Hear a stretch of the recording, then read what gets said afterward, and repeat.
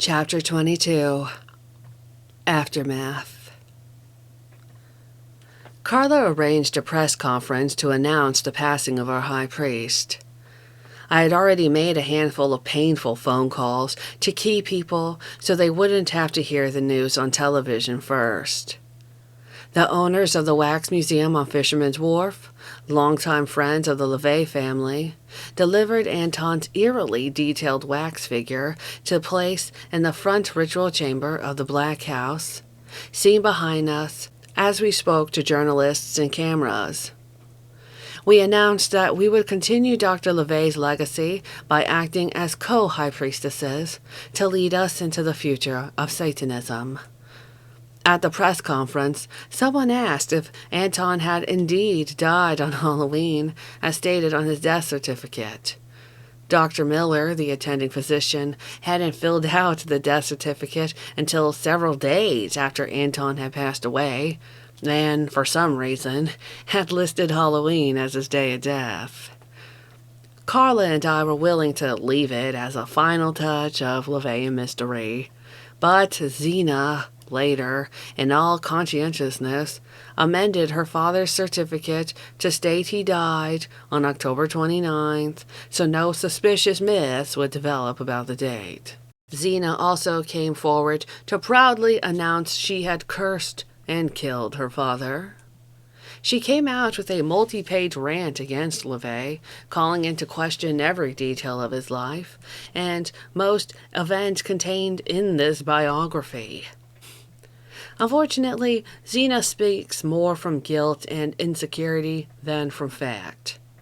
I was with her father long enough to properly research and substantiate everything that went into this book, and interviewed people who were with LeVay during different points in his life, who graciously provided first-hand testimonies and documents to back up what I wrote.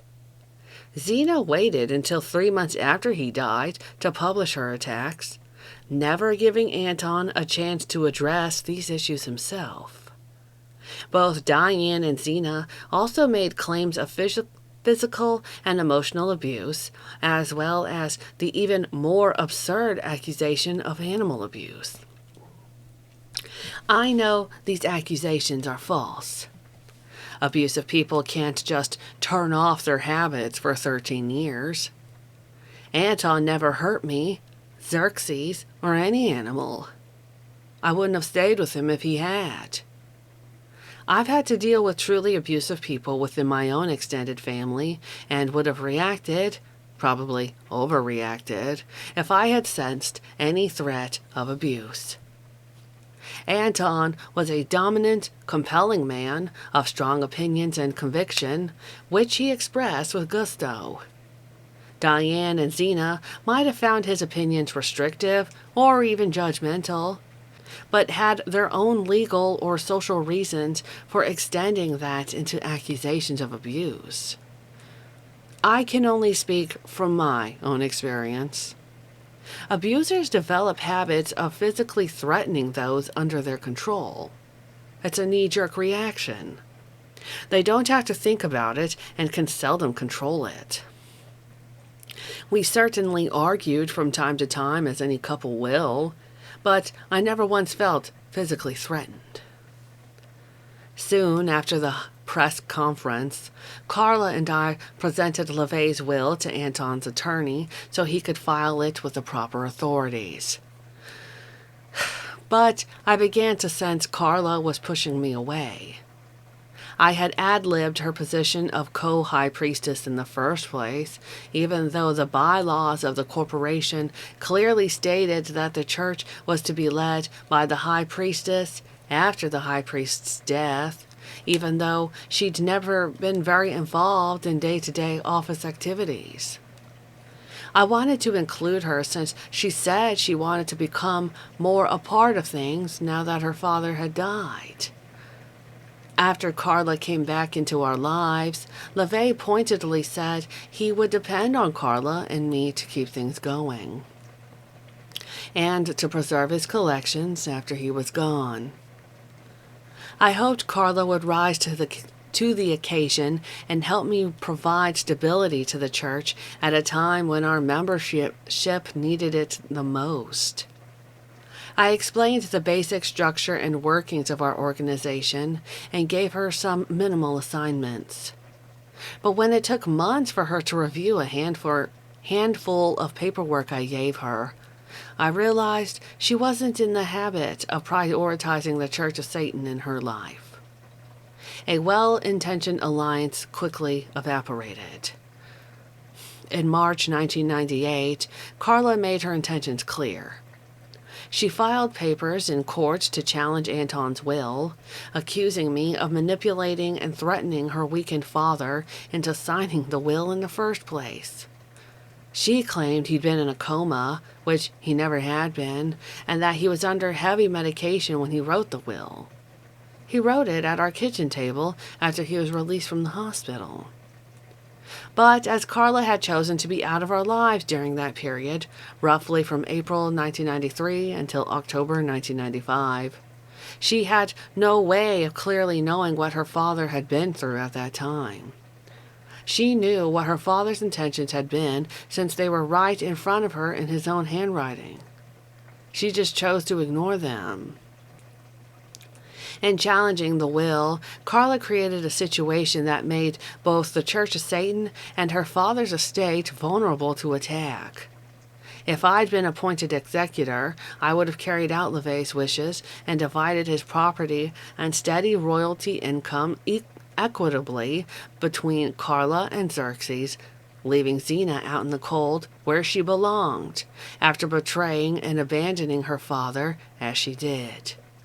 But, instead, Carla actually aligned herself with Xena, and even Diane, against me.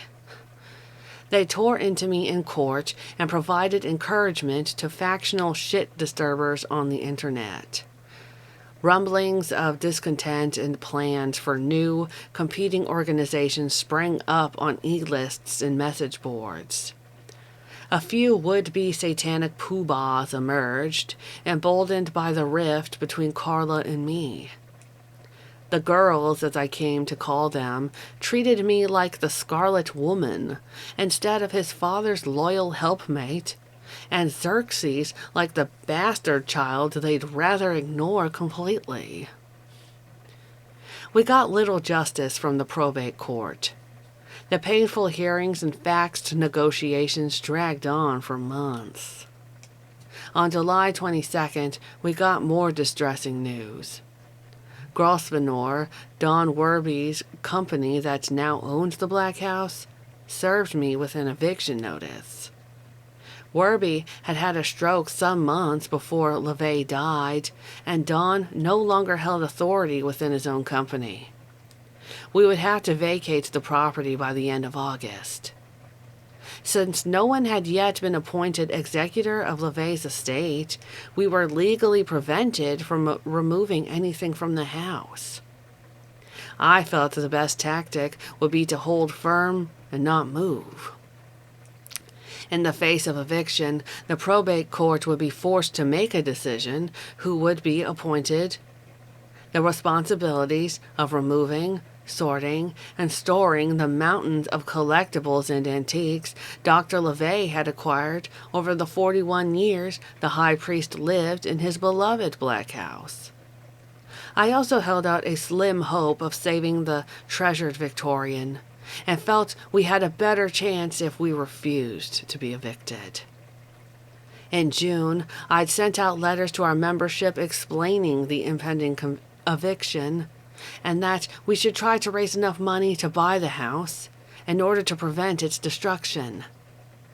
The house was well over 100 years old and in dire need of repairs. If Grosvenor got us out of the way, there would be no reason not to tear down the grand old lady and put up some cash-generating condominiums on that prime real estate. The outpouring to save the Black House, though generous, just couldn't match the high price tag Grosvenor set on the property. What money I raised for the Black House was eventually returned to the donors. At that point, toward the end of July, I wanted to stay put and act as an immovable force for the probate court and in defiance of Grosvenor until something was decided and things could proceed in an orderly fashion. I thought Zena and Carla would have enough sense to see that that was the best strategy. But their greed got in the way. We had agreed, through our attorneys, that the girls would meet me at the Black House, where Xerxes and I were still living, on the morning of August 22nd, 1998. It was exactly 1 year to the day after Anton had almost died on the operating table, when Carla and I comforted and reassured him, and each other, before his surgery. Even though no one was yet appointed executor, we agreed to remove a few precious priority items from the house in case Grosvenor tried to lock us out at the end of the month. We agreed ahead of time it would maybe be a dozen irreplaceable items. What happened that morning was an obscene rape of the Black House. Carla and Zena showed up with a couple of dozen friends and at least 2 large trucks. They swept over the house like locusts, boxing books, carting out furniture and guns, taking clothes out of the closets, paintings off the walls, and piling them in the paved area in front of the house. While Zena and her husband kept me busy videotaping and pretending to inventory the front ritual chamber in the kitchen, Carla and her crew ran upstairs and down, stripping the contents of the house as quickly as possible. Along with LeVay's collections went some of my jewelry and clothes, Xerxes' baby clothes and stuffed animals, including one precious black leopard his father had given him as a special gift. Nothing was cataloged. Nothing was inventoried. By the time I realized what was happening, I faced a tough decision. I could have called the cops and had them all chased away. They were, by all rights, stealing Dr. LeVay's property from my home. Zena and Carla's attorneys had made certain I knew I had no authority to remove any items from the Black House until the executor was appointed. Since I was the one living there, they'd already sent me legal notices accusing me of taking things out of the house and threatening action against me. Yet here were the girls and company, carting out everything that wasn't nailed down. Eventually, the probate court would have to come to a decision, and the personal property would then be equally divided among Carla, Zena, and Xerxes. Why not let Carla and Zena take the property now, if they wanted it so badly, pay storage fees on it until the probate court made a decision? I was hurt, betrayed, seething with anger, but had to keep the wider picture in mind and do my best to serve LeVay's interests as I vowed to do. I also had 4-year-old Xerxes to consider. What he'd been through had been traumatic enough. But now he was trailing behind me through the halls and secret passages of the Black House, watching his whole world being dismantled. People shoving past, laughing, chattering, pawing into intimate items of our lives like they were picking over cheap trinkets at a swap meet. My mind turned to a final scene in the movie Zorba the Greek, in which the old women of the village are sitting on the floor near the bedside of a colorful, wealthy woman, waiting like vultures for her to die so they can strip her room of all her jewelry, dresses, and finery. Neither one of us could stand it anymore. I took Xerxes away so he didn't have to watch what was happening. As we left, we heard the pounding of a sledgehammer in the garage below. Carla's friend was knocking out one wall of the den of iniquity downstairs, so they could move out the pinball machines, Rockola jukebox, Hammond organ, and the artificial human companions Anton had created with such perverse pleasure. When we returned to the house near sunset, we confronted the devastation. Books and broken pieces of 78 records littered the sidewalk. Beds and furniture were overturned. Our living areas were in shambles. And the locusts were still there, boxing up their father's possessions and giggling. They pointedly ignored my presence. Xerxes and I would never be able to sleep there again. I quickly gathered a few clothes, toys, and personal items. We slept in a hotel that night. 2 days later, we came back to get our cat and boa constrictor and headed out of San Francisco. Since Carla and Zena were now squabbling between themselves for executor position, the court finally appointed a public administrator to Anton's estate on October 27, 1998. As far as I can see, the court did nothing to protect the interests of LaVey's only underage dependent. The girls had Anton's personal items stored away and now were threatening my rights to the Church of Satan. They made it clear they had very little interest in the philosophical aspects of Satanism. They just wanted the income and wanted me out. I was running low on financial as well as emotional resources. Carla had successfully broken LaVey's will. I couldn't risk a legal assault on the one aspect of Anton's legacy I felt most responsible for. I was forced to sign away Xerxes' 1/3 share of his father's personal property in order to preserve the Church of Satan. The girls promised, in an agreement on January 5, 1999, to give Xerxes a few items to remember his father by.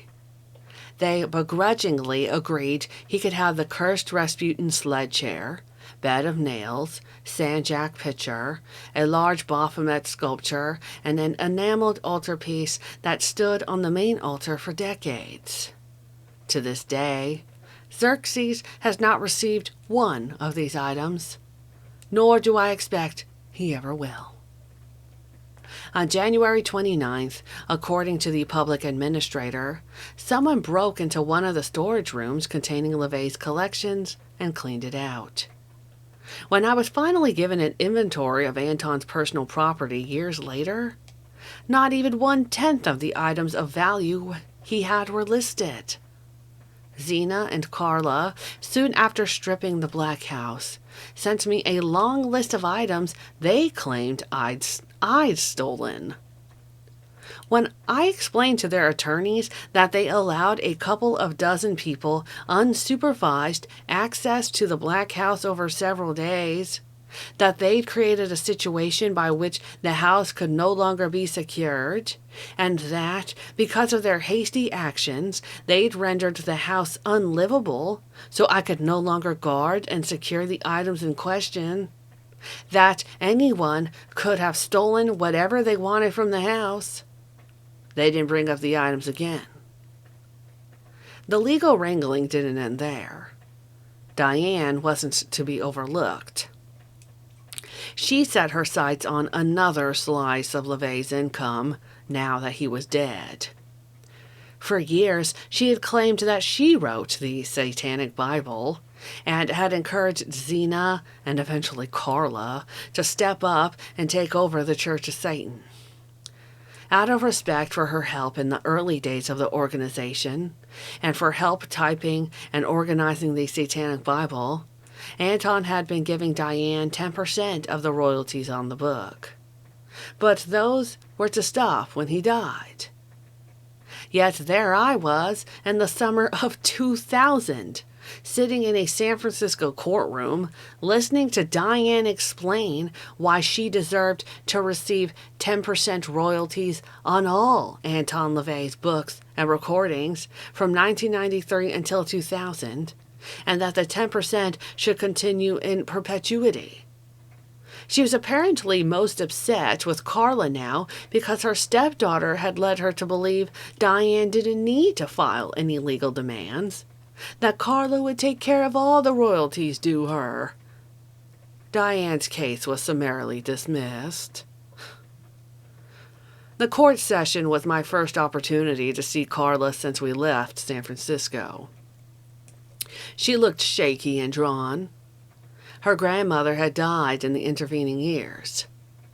She pulled me aside when we were discussing Diane's ridiculous claims in the hallway outside the courtroom with our attorneys, where most legal deals are really made. She said she was sorry everything worked out the way it did.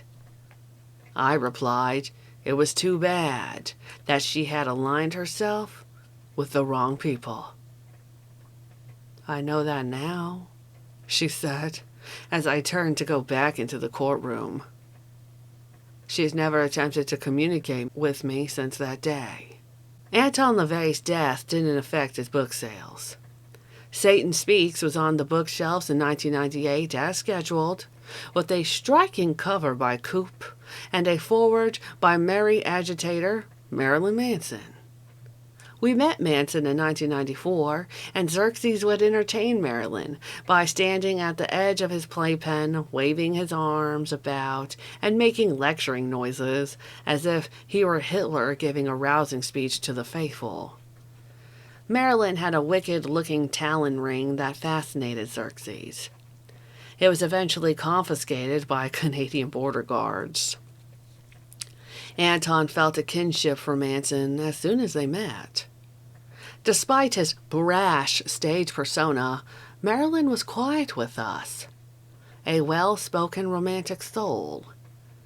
He told us his stage experiences were real rituals for him, where he was able to exercise all of the base and wicked passions that surged within. Anton appreciated Marilyn's blend of carny color and hype with outrageous sexuality. He saw what Manson delighted in being, a twisted blend of Willy Wonka and the spider-like child stealer from Chitty Chitty Bang Bang. Marilyn would call Anton often for advice on various things he was considering for his music and shows, or just to touch base. When he found out LaVey didn't yet have a John Wayne Gacy painting, as all avant-garde types had in those days, he gave Anton a Gacy painting of Elvis. He signed it on the back and remarked that it seemed more appropriate than the Gacy clowns and dwarves. This was one icon giving another icon a painting of yet another pop icon painted by a notorious mass murderer. Marilyn called me after he saw the news about Anton's passing and was genuinely sad to lose a man who had been such a strong father figure for him. His introduction to Satan Speaks expressed his admiration for LaVey as the most righteous man I'd ever known. Another book published after LaVey died, Lords of Chaos, quoted Anton extensively on the phenomenon of satanic metal music, focusing especially on the bloody events certain Scandinavian rockers carried out. In Michael Moynihan and Dietrich Soderling's book, LaVey was able to give his most complete comments about rock music, as well as discussing his music, his ideas on ritual magic and the future of Satanism. Responding to the question, what is your response to black metal types who would accuse you of forsaking any real occultism or black magic in your philosophy of Satanism? In Moynihan's book, LaVey answered, "The Church of Satan acknowledges the potential of ritual magic and its practice, but there is also something else beside this. These people obsessed with occultism, who I call occultniks, can't conceive of pragmatism being hand-in-hand with magic. We're too practical for people who are looking for the key. This is where these types are missing the boat. There's no rationalism, no grounding. We are the ones wielding the power. Satan has become the ruler of the earth. Our image of Satan demands not worship, but skepticism and rational inquiry. In our personal practice of Satanism, there is no limit to the supernatural you can put into it. Some can consider their performance on stage a ritual, a very powerful one, for whatever purpose. I advocate that. An emotionally charged rock concert performed by dedicated Satanists is today's rally, ritual, and call to arms. Gavin Baddeley's book, Lucifer Rising, took some time to find a proper publisher and was finally released in 1999. Mr. Baddeley originally approached us with the idea years earlier, thinking it would be great to do a book on satanic black metal music, since that was his main writing focus at the time. But as he dove into the research, the book became much more comprehensive than that, evolving into a rich, sweeping history of contemporary Satanism, with extensive valuable quotes from LaVey. Says Baddeley, Satanists will continue to play with spiritual nitroglycerin while taking responsibility for our own actions and insisting that others accept responsibility for theirs. In embracing perennial Christian taboos, rejecting both the tradition of scapegoating and the victim culture, we intend to prevent present-day idiocies from dragging the next millennium into another miserable dark age.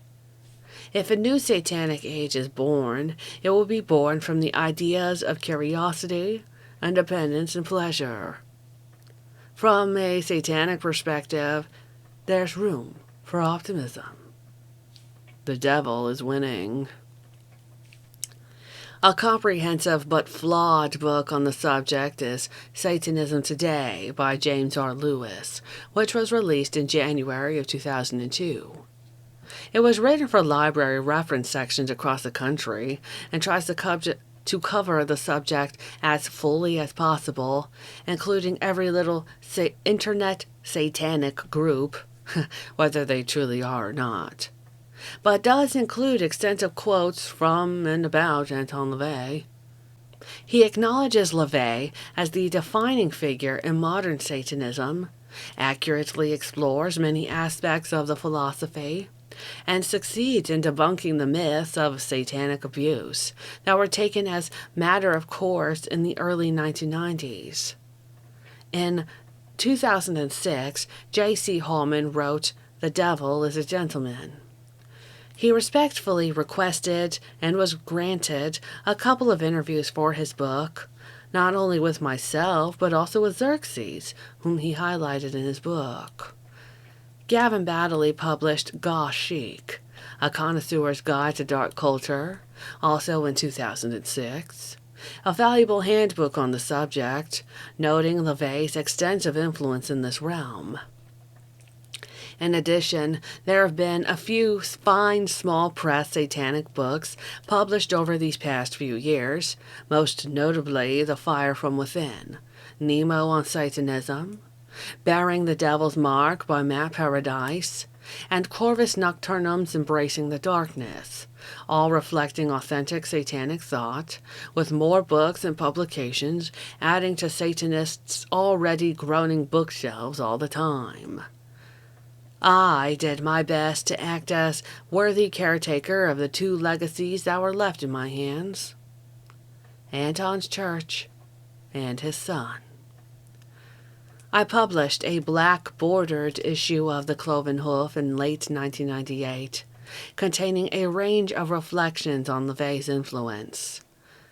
The Black Flame, and not like most, produced similar issues with equally touching essays.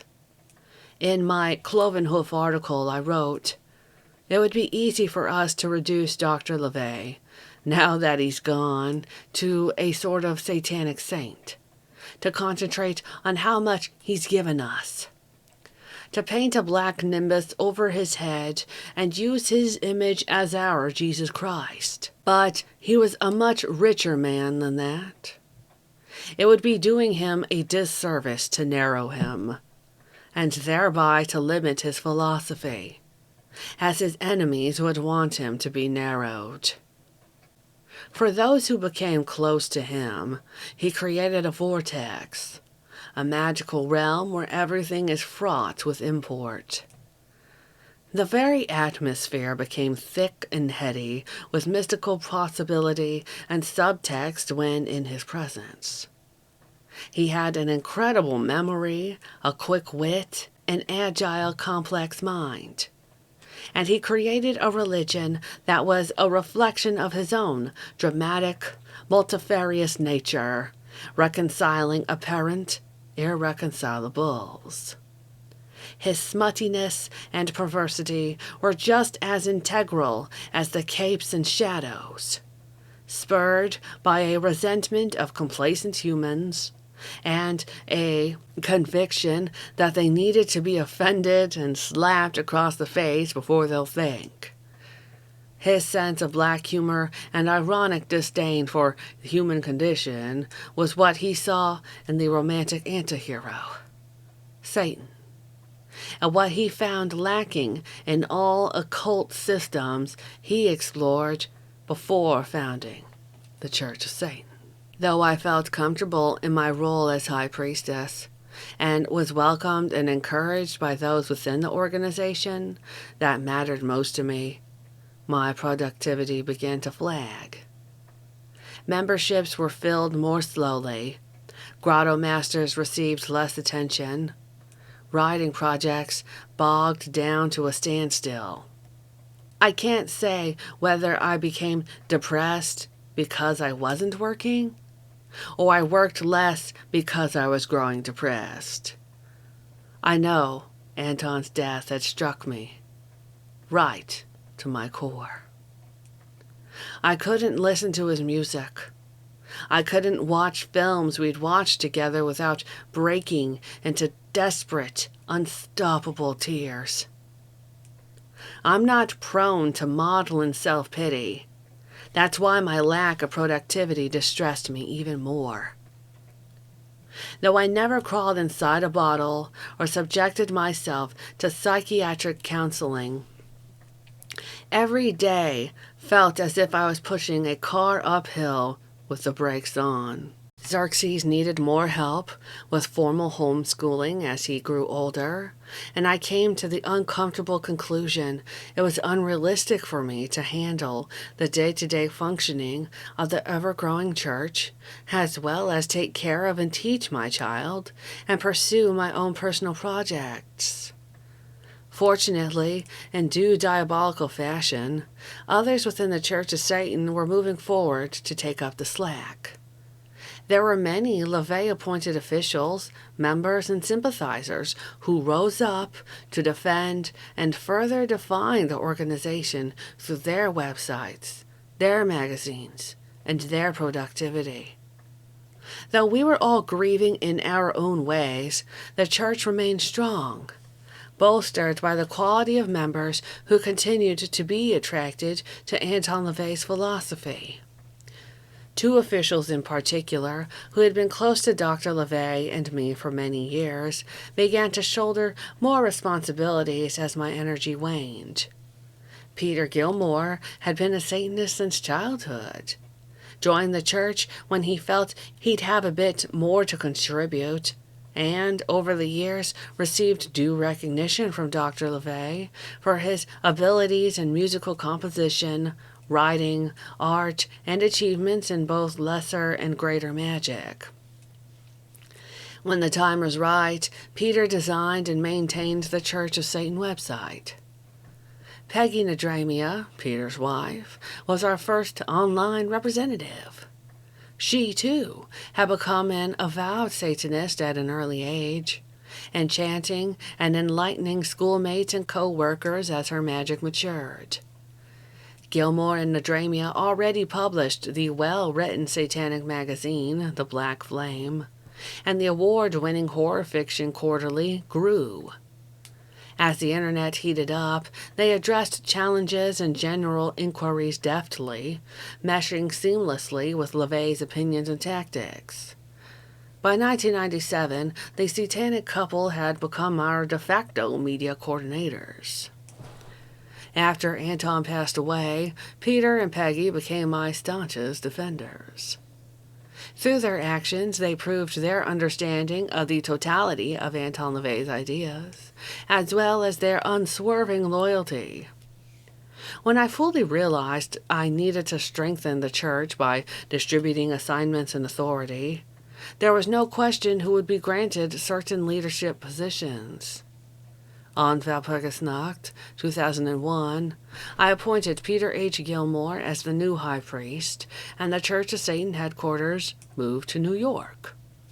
I wrote in our website announcement, Anton LaVey was an original. No one will ever replace him. But he never wanted his personality to overshadow the philosophy he devised and defended. He wouldn't want us to leave the role of high priest indefinitely sacrosanct out of misguided respect for him. He wanted the Church of Satan to grow stronger, to evolve, to remain a gathering place for eccentrics and an inspiration to outrageous genius. The following Walpurgisnacht in 2002, I completed the circle by appointing Peggy Nadramia to the position of High Priestess. As I wrote then, High Priestess Nadramia doesn't suffer fools well. She elegantly blends a gracious heart with an iron fist, and has been applying both in her many years of online and in-person interaction with members and media. Together, High Priest Gilmore and High Priestess Nadramia have generated potent magical energy between them as husband and wife, and will now be able to apply that same balance, cooperation, and vitality to the Church of Satan. I have never faltered in my dedication to satanic principles, nor to LaVey's organization. But after contributing my time, resources, and talents to the Church of Satan for 18 years, I feel confident I've had a positive, lasting influence. Gilmore and Nadramia are media savvy, satanically astute, and technologically adept.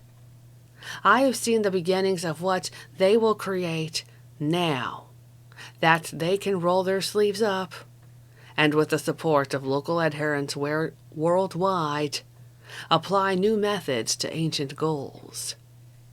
Peggy's writing skills were showcased in the re-release of The Satanic Witch in 2003, for which she penned an excellent new introduction. Peter wrote an updated introduction to the Satanic Bible, and in 2007 we were finally treated to a fine collection of High Priest Gilmore's musings and rants when the Satanic Scriptures was released. In my introduction, I wrote of Gilmore, Peter has both the best and worst job in the world. On the one hand, he has the satisfaction of contributing substantially every day to a philosophy that he has held deep allegiance to since he was 13 years old. On the other hand, he's following in the footsteps of the founder of our religion. Gilmore and Nadramia have already faced many challenges to the church and have handled each and every one with poise and confidence. In celebration of the infernal date 666, Peter presided over the largest public satanic ritual yet recorded. Organized by members of the Church of Satan hierarchy, we brought together diabolists from around the globe, creating an overwhelming sensual experience. One could almost smell the sulfur and brimstone in the air. I'm grateful I made the decision when I did. Nadramia and Gilmore's leadership inspires me. They have allowed the Church of Satan to blossom in ways I couldn't at the time, and I look forward to all of our accomplishments over the next few years. It has been 17 years since Anton LaVey's passing. One might well ask, how has the church changed so far? I would have to answer, not much. Unlike a cult, Satanism's vitality isn't dependent on the charismatic presence of our founder. Because of certain technological advances, the internet most obviously, there is more interaction among members, electronically and face-to-face. We are developing relationships based on mutual interests beyond Satanism, photography, martial arts, economics, politics, horse jumping, hot cuisine, and cocktails. Because the web, chat rooms, and social media are such ready forums, we've done a lot of weeding out, so much as LaVey himself did in the early 1970s. The Church of Satan has become much closer to the original magical circle that it has been in a long time. Following LaVey's ideal of a mutual admiration society and haven for eccentric explorers along the darker paths. The internet has also allowed many who would have been too timid to go into a bookstore and ask for the dreaded black book the opportunity to read all they can about Satanism and the Church of Satan from several dozen well-chosen websites in the safety and comfort of their own bedrooms. Many who used to publish excellent satanic newsletters now maintain excellent diabolical websites. The sincere inquirer also has to slog through the muck of misinformation from several equally accessible websites. But that is in keeping with satanic magical principles. The left-hand path is indeed a confusing, challenging, and lonely one at times. If the initiate, after thorough research and cogitation, finally decides to align with the authentic Church of Satan, it guarantees he or she already has developed a fairly good bullshit detector. The grand old Victorian, which was a mecca to the demonically inclined worldwide, was torn down in October of 2001. Though offers of up to $750,000 were made for the house, Gros Venor seemed determined to tear it down and replace it with a more profitable property. The apartments now built on that space no doubt have a frightening atmosphere. The high priest declared that the roots of his house went all the way to hell. I'm certain the people who live there must have some stories. As for our personal affairs, though the public administrator's office was supposed to be through with LaVey's estate, the last court date, appropriately, October 31st, 2001, I didn't receive any dispersal check for Xerxes until late March 2002. Over the course of the 4.5 years the case took for resolution, LaVey's accrued royalties grew to $270,735, which should have been divided among his 3 heirs. After the public administrator deducted his fees, Xerxes received a meager check for $1,859.19. Xerxes has grown into a young man I know his father would be proud of. For the first few years after his dad's death, every birthday wish and wish upon a star was, I wish my daddy was still alive. I knew things were healing within him when he was 7 and his birthday wish was for a particularly tempting Lego set. Now 20, Xerxes is known for being talkative, energetic, hard-working, and witty. He's a loyal friend, an excellent student, and is drawn to anthropology, art, and finance. When he was younger, he'd ask me detailed questions about certain firearms or cars, and I'd wish his dad was here to answer him.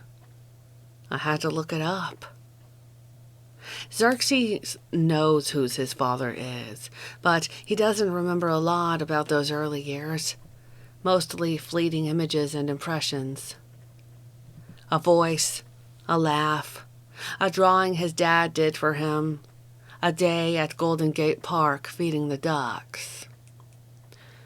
We included the study of the basics of Satanism in his comparative religion studies, along with Christianity, Judaism, Buddhism, Islam, and others.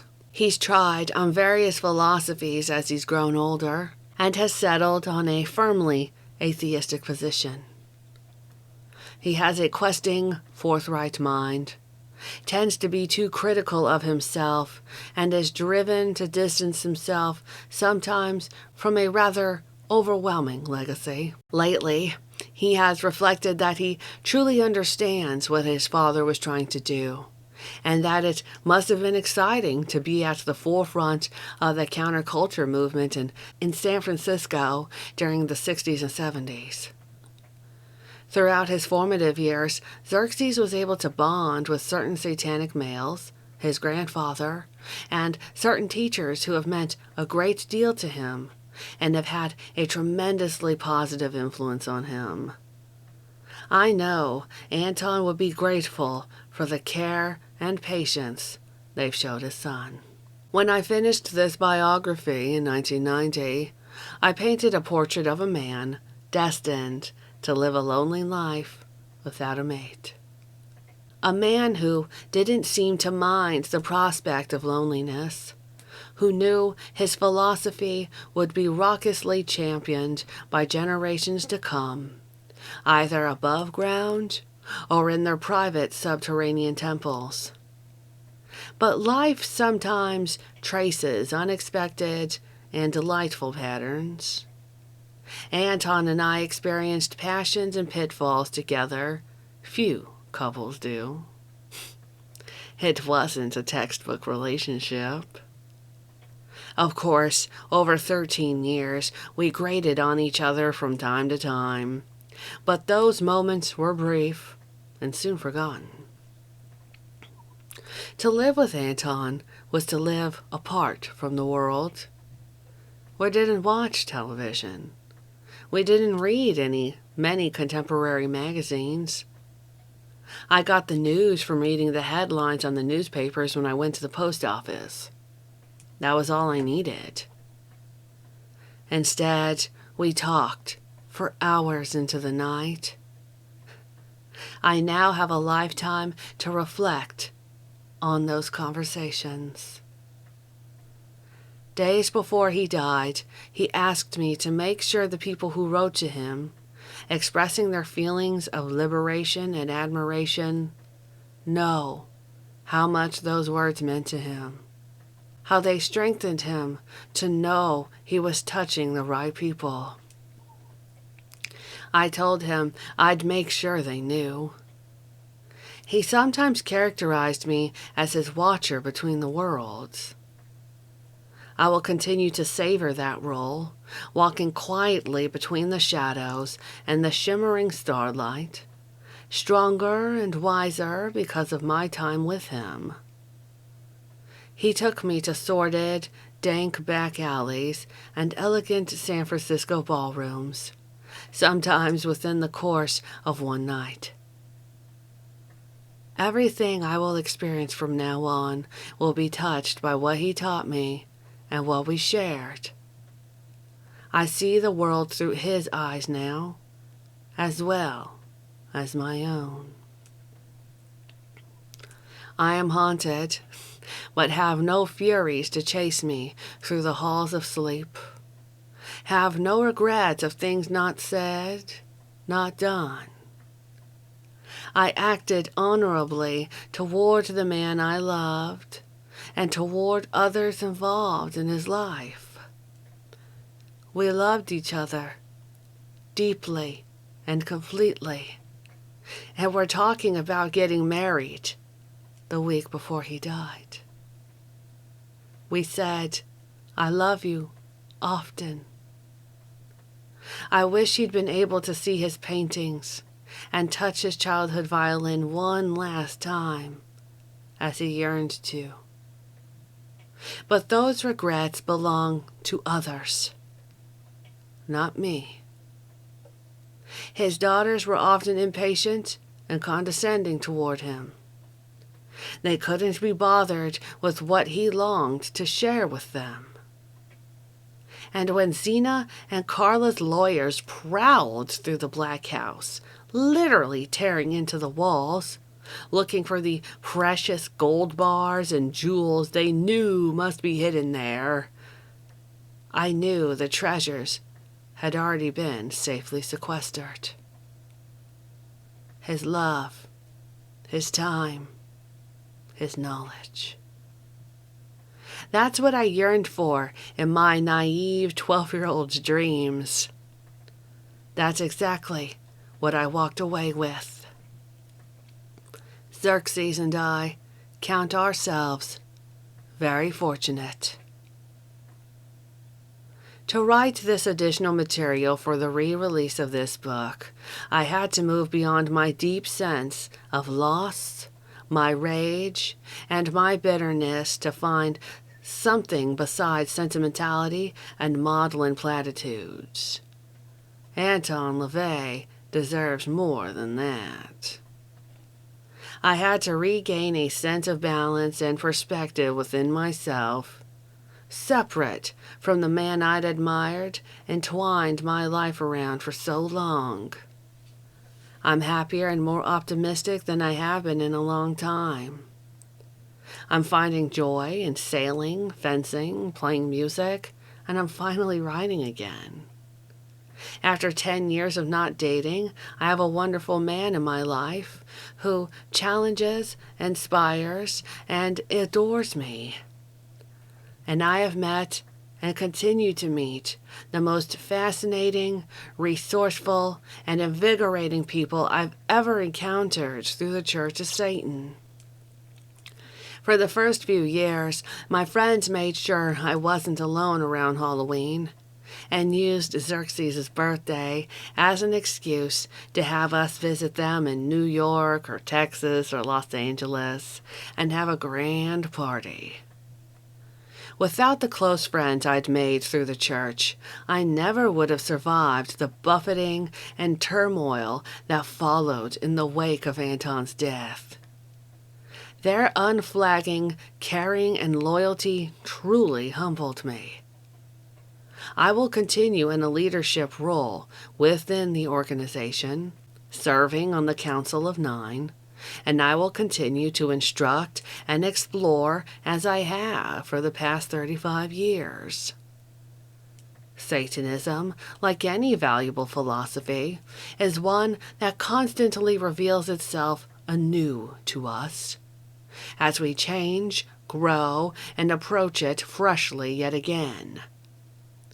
Because of the complexity of the left-hand path, even after all these years as a Satanist, I am intrigued by the permutations I create and discover, hypnotized by the siren song of my own relentless demons. For us, this is the only way to guide our lives, through those twilight whispers from our own condemned, selfish souls. Though the past 17 years without Anton have been difficult, and the pain of his death was wrenching, I would not alter one moment since 1984. What I learned from him and experienced with him was well worth the tormenting aftermath. I am more determined now than ever that the secrets he entrusted to me, the madness and the passion we explored, will not be wasted. He told me many secrets, pragmatic and enigmatic. I will apply those techniques and occult knowledge towards the betterment of his lasting legacies. Anton LaVey had no regrets. His satanic conviction only grew stronger with age. There was no deathbed repentance for his hell-bent soul. He lived his life exactly as he wished, right until the very end. He was never confined to a wheelchair or had to be under anyone's care for feeding, bathing, or clothing him. He'd written what he'd wanted, even if he'd never gotten around to his memoirs or his book of comic satanic parables. He played the music he wanted to. He had the worldwide recognition from the people who counted. If his was not a household name, he was certainly a major influence on the underground movers and shakers, which was exactly what he wanted to be. He'd weathered the buffeting of the satanic panic and personal betrayal that would have devastated a lesser man. His only wish was that he could stick around to be with his son, to teach him and see him mature. Sometimes he wanted to be his son. He'd sit beside him as he slept, transferring his consciousness into Xerxes' sleeping form. When Xerxes showed a certain interest or uses a particular turn of phrase, I think the high priest might have succeeded. In the essay titled, "When I Died," LaVey concluded that after he died, he'd like to see the future, visit with his past friends, torture his enemies, and haunt certain places. Perhaps there's a Valhalla where his music and tales are echoing still, blending with the sweet sounds of torment. What he is now becoming will be part of each of us. An exotic blend of mystic, half-understood languages and half-remembered blood myths. Not what he was, but the sum of all our dreams of who he was, blended with who we believe/want him to be. The purest of dream formations. He has, and will continue to, transmute into the truest gold through the minds he has created. Anton LaVey will live and wander the earth among us forever. A satyr, a coyote, a Dracula, a rhythm on the wind, a pounding of the blood, a tickling in the brain, a rustle of black velvet cloak, the rising swirl of incense in a cold, black ritual room.